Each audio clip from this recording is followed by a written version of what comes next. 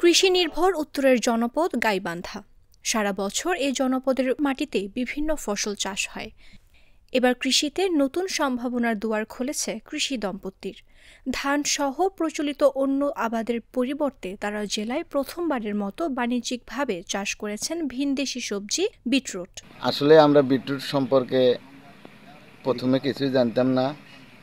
তারপরে আমাদের গাইবান্ধা জেলা এসকেএস অফিস থেকে এই বিটরুট জাপানের থেকে বীজ সংগ্রহ করে আমাদের জমিতে প্রথম গাইবান্ধা জেলায় এবার রোপণ করে আমার চাচা।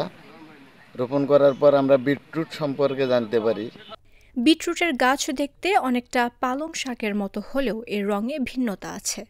পাতা সবুজ ও লালচে ধরনের, নিচের মূল অংশটি দেখতে গাঢ় গোলাপি বা লালচে বেগুনি রঙের।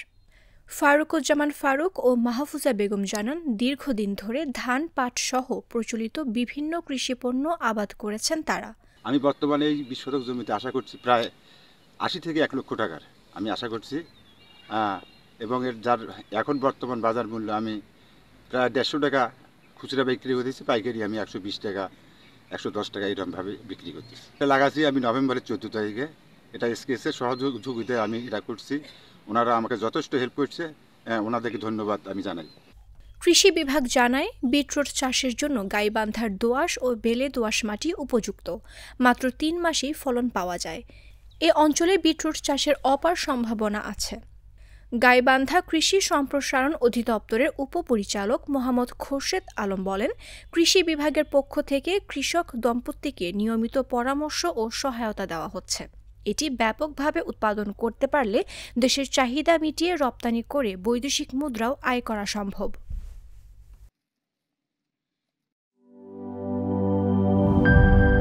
শিয়া বাটার ও ভিটামিন ই সমৃদ্ধ lily glam beauty soap. Lily, always beautiful.